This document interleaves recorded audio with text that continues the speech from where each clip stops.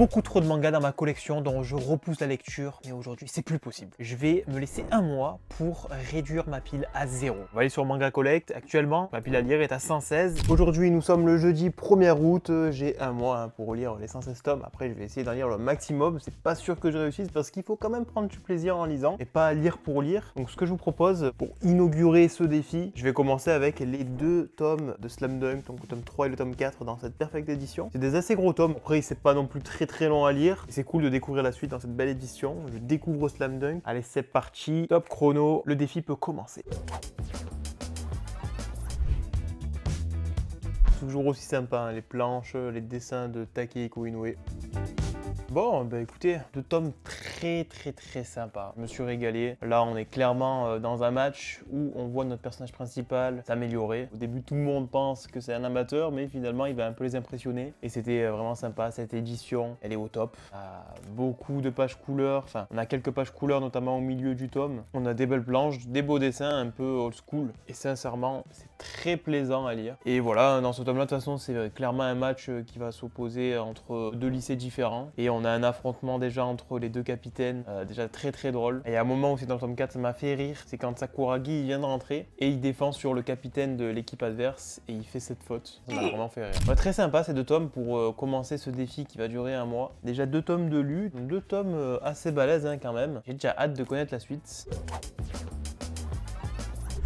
Bon, je viens à l'instant de recevoir un colis. Vous vous doutez bien de ce que c'est, je pense. C'est les tomes de Kingdom qui font partie de l'abonnement. Par contre, j'ai un peu peur parce que normalement, je suis censé recevoir une box. Et regardez l'état du colis. J'ai très peur. On va découvrir si c'est en bon état ou pas. Oh, mais non, mais regardez ça, c'est très bien protégé, Meian. Merci beaucoup. Bon, plus de peur que de mal. Meian ont très bien protégé ça. Et du coup, je suis censé réduire ma pile à lire à 0%. Ben voilà, j'en rajoute. Ben voilà. Oh, comme elle est belle celle-là. Et oui, parce que dedans, on a du coup 4 tomes de Kingdom, c'est du 27 au 30. Je vais m'empresser de lire, hein, je vais me régaler. J'attendais la suite avec impatience en plus. Et du coup, dans cette magnifique box, plein de petits ex libris aussi, voilà. De toute façon, j'en ai des tonnes du coup. Vu que c'est déjà la 3e box que je reçois, toujours très sympa de recevoir ces magnifiques coffrets. Je vais lire le tome 27 du coup, pour me remettre un petit peu dans le bain. Et on va voir si l'arc, là où j'en suis, un arc très important je pense, va être à la hauteur de mes attentes. On va voir. Et comme ça, je prends pas trop de retard sur le défi. Toujours aussi bien d'avoir un petit résumé des tomes précédents. C'est vrai que pour se remettre dans le bain, c'est important quand même de recontextualiser tout ça. On est le 2 août aujourd'hui et hier j'ai lu donc le tome 27 et le tome 28 de Kingdom. Toujours aussi plaisant hein, de lire un tome de Kingdom. Là on est en plein dans la guerre. Je sais pas comment je vais faire pour encore attendre 2 mois pour recevoir 4 tomes de Kingdom parce que là j'en ai déjà lu 2. J'en ai encore 2 à lire et ça se lit à une vitesse. On est tellement dedans. Les dessins sont assez spéciaux mais on est en immersion totale. J'adore moi personnellement les dessins. Ça peut ne pas plaire à tout le monde mais en tout cas moi je kiffe. Hein. Je vais vous montrer les petites planches. Franchement regardez un peu ça là. Il y a beaucoup de détails. Là on est en plein dans cet arc. Alors après, je sais pas si dans les 2 prochains tomes, on va connaître un peu plus le dénouement, mais je pense que ça va être une guerre de ouf qui va durer encore sur pas mal de tomes encore. Hier, j'ai lu donc les 2 tomes de Kingdom et les 2 tomes de Slam Dunk. Donc si je veux réussir le défi, il va falloir que j'enchaîne. Pas encore ce que je vais lire, mais je vais faire un petit tour sur Manga Collect, je vais voir ce qui me dit bien. Bon, après réflexion, je pense que je vais continuer Gachakuta parce que je me suis arrêté au tome 3, j'ai continué d'acheter les tomes, mais j'ai pas lu la suite, on en est déjà au 8e. Faudrait que je me mette à jour, donc c'est pour ça que je vais commencer avec le petit tome 4. Bon, bah écoutez, il y a eu une grosse coupure là entre le moment où j'ai choisi Gachakuta et maintenant, on est une semaine après et j'ai beaucoup lu. Je vais revenir un peu sur toutes mes lectures, je vais vous dire un peu ce que j'ai lu et ce que j'en ai pensé. Donc du coup pour Gachakuta, effectivement, j'ai enchaîné les tomes, du tome 4 au tome 8 et je me suis régalé, des planches de combat très sympas. Je trouve que les planches de combat c'est le gros point fort hein, de Gachakuta. Les personnages, on les reconnaît parmi tous les autres shonen. Franchement, belle surprise, une belle nouveauté et j'attends de voir la suite. Ensuite, les 4 tomes de Mes 100 contes mortels. En fait, ce manga reprend un jeu traditionnel. Une légende urbaine raconte que si vous lisez 100 contes horrifiques, un esprit vengeur viendra s'abattre sur vous. Aussi, quand Yuma, garçon aux idées suicidaires, apprend l'existence de ce jeu traditionnel, il décide de se plonger chaque soir dans un de ses récits. Mais quelles sont ses véritables intentions et surtout comment cette expérience morbide le transformera-t-il? Donc c'est ça un peu le résumé de ce manga. En fait, ça va être plein de petites histoires d'horreur. Je dirais plus que c'est de l'horrifique, c'est pas vraiment de l'horreur. Mais les dessins sont quand même assez dérangeants. Après, forcément, forcément, les histoires, elles sont pas non plus exceptionnelles, hein. C'est pas foufou, mais voilà, vous voyez, c'est un peu ce genre de choses, quoi. Alors effectivement, c'est vrai que ça se rapproche un peu de l'horreur, mais moi personnellement, ça m'a pas non plus fait peur ou quoi que ce soit. C'est vraiment du divertissement et c'est plein de petites histoires qu'on va suivre et du coup, je pense qu'au final, il va y avoir 10 tomes. Donc là, on en est au 4e. En fait, chaque tome raconte 10 contes mortels. Au tome 4, du coup, ça en fait 40. Forcément, il va y avoir 10 tomes normalement. J'ai bien aimé. Après, c'est édité chez Akata Édition, c'est du what the fuck. C'est sympa. C'est vraiment sympa, ça change un petit peu. Cette semaine, j'ai aussi lu Karakuri Circus, donc 3 tomes, du tome 3 au tome 5. Des tomes assez balèzes à lire et c'est toujours super. Il y a un petit retour assez sympa dans le tome 5. Des tomes très sympas, je découvre un Karakuri Circus à travers cette belle édition éditée chez Meian. Super boulot et je pense dans pas longtemps m'abonner à la série pour recevoir les coffrets, les goodies à côté et surtout les tomes parce que c'est une série que je vais continuer et que j'aime beaucoup.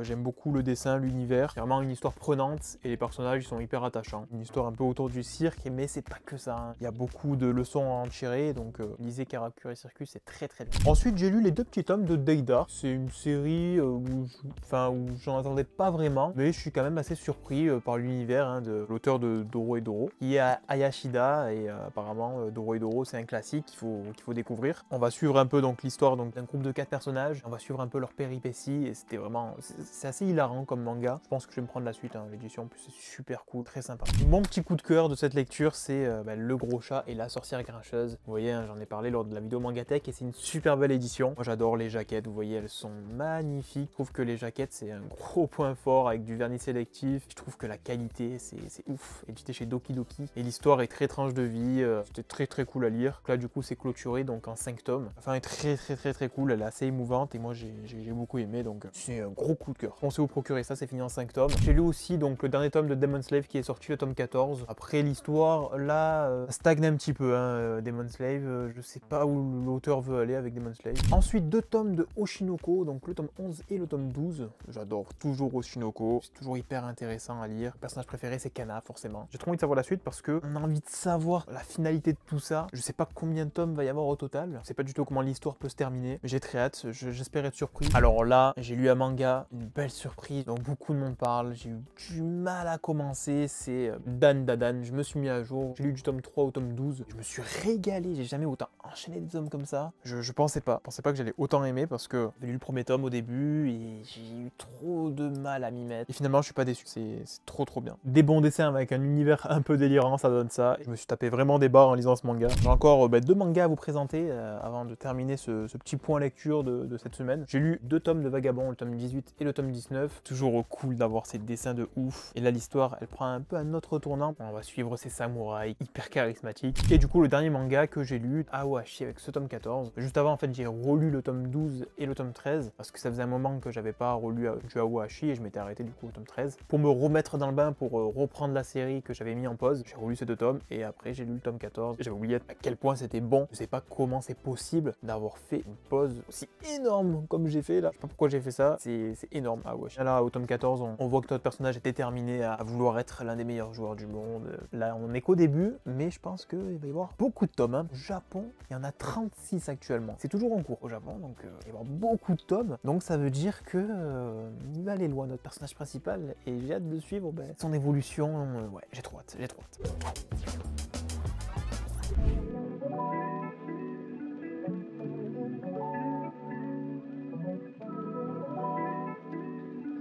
Comme vous pouvez le voir, je suis pas chez moi, je suis au lac, c'est magnifique, hein, vous voyez, il n'y a personne. Et je me suis dit que ça pouvait être un bon endroit pour lire des petits mangas tranquillement. Regardez ce coin, comment il est paradisiaque. Quand on s'approche, je vais vous montrer, il y a une petite particularité au fond. Regardez, il y a même un terrain de boules. Si on n'est pas bien là, je sais pas pourquoi à chaque fois que je vois un terrain de boules, je prends l'accent marseillais. C'est parce que j'ai mis le maillot, c'est pour ça aussi. J'ai sélectionné Vagabond, hein, pour le tome 20 et le tome 21. C'est des tomes qui sont pas très lourds à lire.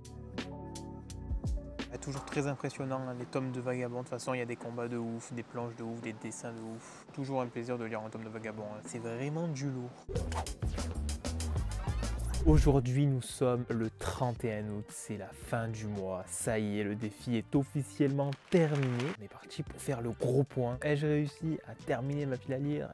Eh ben non. Lors de ces 2 dernières semaines, j'ai découvert, enfin, je connaissais déjà cet auteur, j'avais 3 séries de son catalogue, et c'est Kazuo Kamimura. J'ai lu le 2e tome des Fleurs de l'ombre. C'était exceptionnel, je me suis régalé. Voilà, c'est mon préféré pour l'instant. On va suivre en fait une jeune fille qui s'appelle Sumire, qui a 20 ans et qui travaille dans un grand magasin en tant que vendeuse. Et elle refuse de dépendre d'un homme, et elle va voir son corps comme une arme pour se faire une place dans cette société. On a une époque un peu sombre du Japon. Voilà, c'était une jeune fille très attachante, des fois un peu compliquée à cerner, mais sinon déjà moi personnellement je suis fan des dessins, ils sont très très vieillots. Moi j'adore tout ce qui est un peu old school comme ça, j'étais dedans à 100%, et c'est pour ça que je souhaite vraiment me faire le full set de Kazuo Kamimura, parce que ce genre d'œuvre c'est vraiment ce que j'aime lire, c'est trop bien. On apprend plein de choses sur le vieux Japon, sur comment ça se passait à l'époque. Un manga qui m'a fait grave kiffer, j'ai lu un autre manga de Kazuo Kamimura et c'est cette fois-ci L'apprenti geisha, un peu le même style encore de manga, hein. Là on va suivre vraiment les pas d'une apprentie geisha, c'est un one shot, hein, c'est fini en un tome. Une fois le full set réuni, ça peut être pas mal je pense, parce que les tomes ils sont vraiment sympas, c'est toujours chez Kana. Et moi j'ai encore une fois j'ai aimé cette patte graphique, toujours, on reconnaît ces personnages quoi. C'est super, même la jaquette je la trouve super belle. En général du Kazuo Kamimura vous êtes sûr de ne pas être déçu, hein, c'est quand même un auteur réputé, il a fait des œuvres qui ont inspiré des grands films, il a fait plein de choses de ouf, ce mec il a reçu des titres dans tous les sens, donc écoutez c'est une valeur sûre. Ensuite nous avons toujours des gros tomes, hein, des gros pavés. J'ai lu le 2e tome de Yann, alors qui m'a beaucoup plus convaincu que le premier, le fait que ce soit une série courte, parce que si c'était une série longue, dès le 1er tome je pense que j'aurais abandonné, mais là le 2e tome, sincèrement j'ai hâte de découvrir la fin du coup. J'ai vraiment envie de savoir la finalité de tout ça, et en plus c'est une belle édition, c'est de la SF aussi, hein, parce que voilà il y a des voyages temporels, le visuel est très sympa, très moderne, très très beau. Si vous aimez tout ce qui est histoire un peu de vengeance, si vous aimez de la SF, ce bon mélange peut vous faire aimer ce manga, donc j'ai hâte déjà de connaître la fin, parce que voilà le 3e tome est sorti je crois ce jour, je vais me le procurer dans peu de temps. Juste après avoir terminé Tokyo Revengers, j'ai lu le tome 1 de Tokyo Revengers, Letter from Keisuke Baji. On est un peu dans les coulisses de la vie de Baji, on découvre un peu plus l'évolution de l'amitié entre Shifuyu et Baji, et on voit comment Shifuyu s'est fait une place dans l'entourage de Baji, et surtout dans le Tokyo Manjikai. C'est un tome cool si on aime l'univers de Tokyo Revengers. En plus il n'y a pas qu'un tome, hein, ça va être en plusieurs tomes. Moi j'en redemande plus, hein, j'aimerais bien un peu ce genre de manga, mais pour Hanma. Il y a trop de mystères autour de ce personnage, il y a tellement de choses qui se dit autour de lui qu'on aimerait un spin-off si c'est possible. Voilà, Kenwa Kui, hein, si tu passes par là.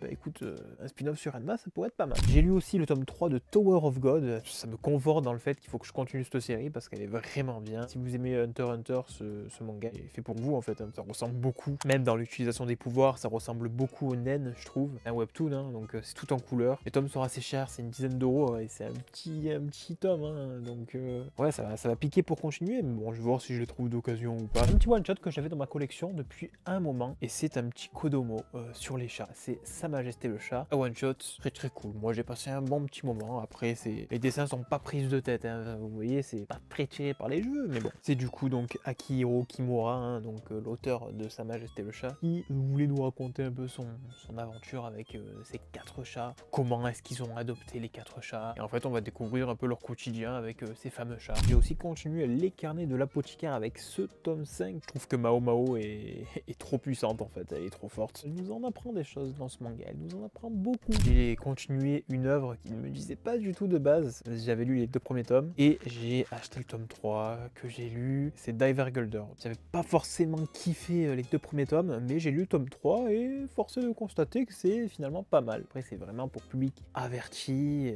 c'est vraiment pas pour tout le monde, il y a des scènes d'une grosse violence des fois, donc c'est des dessins très très stylés. Et les combats ils sont exceptionnels. Bon maintenant c'est une œuvre que je me devais de lire dans ce défi, dans ce mois, parce que ça faisait très longtemps que je l'ai possédé. C'est les 4 tomes de Chujin X que je prenais au fur et à mesure, mais là du coup vous voyez bien que j'ai pas continué parce que je m'y étais toujours pas plongé dans l'œuvre. Sui Ishida c'est un monstre. En même temps j'ai lu le tome 5 et le tome 6 de Tokyo Ghoul, il faut que je me prenne les prochains tomes parce que du coup moi j'avais lu l'animé et tellement j'avais kiffé, et il y en a plein qui disaient que l'animé était beaucoup moins bien que le manga, du coup je m'étais pris les tomes un peu au début. Je ne connais pas Tokyo Ghoul, donc il va falloir aussi que je m'achète les tomes de Tokyo Ghoul pour connaître la suite. Un petit one shot et je m'y attendais pas, c'est Juranki. Je suis dégoûté parce qu'en fait j'ai acheté ce one shot et je pensais que c'était vraiment un one shot de Kentaro Miura, mais en fait non, c'est juste le début d'une œuvre qu'il n'a jamais terminée. Du coup j'étais comme un con comme ça au milieu du tome, d'un coup ils disent ah ben non en fait c'est fini, il a décidé d'arrêter. On a ce petit message: cher lecteur, il a été décidé que cette œuvre produite par Kentaro Miura resterait inachevée.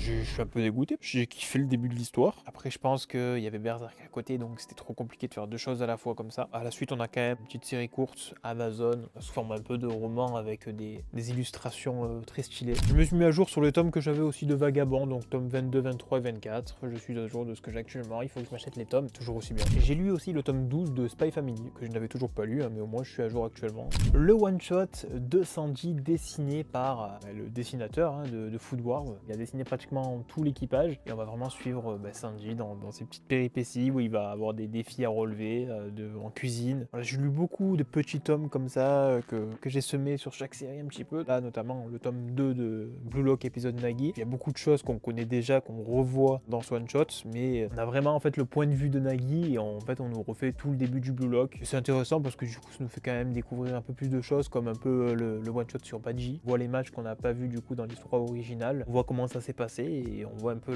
l'ascension hein, de Nagi et c'était très cool. Du coup pour rester sur du Blue Lock, j'ai lu aussi le tome 20. J'ai lu aussi le tome 15, 16 et 17 de Awashi. Il faut absolument que je continue. Là en plus on est dans un match où carrément le tome 17 on s'arrête à la mi-temps quoi. Enfin je sais plus exactement mais c'est trop bien, c'est trop bien. Un manga de foot mais tellement réaliste, tellement bien écrit. Et on termine ce point lecture avec du Chainsaw Man. J'ai lu le tome 12 et le tome 13. J'avais eu du mal à reprendre, vraiment je voulais pas. Et grâce à ce défi, ça m'a permis de me relancer dans Chainsaw Man. Cette deuxième partie où on va suivre pas notre personnage principal qu'on a l'habitude de suivre dans la première partie, mais on va suivre carrément un autre personnage principal. Et je trouve que c'est un choix assez surprenant, mais c'est du Tatsuki Fujimoto et il prend des risques que d'autres n'auraient pas osé prendre. Et je trouve que c'est réussi. Je vais me hâter de prendre les tomes qui me manquent et continuer hein, parce que c'était trop bien.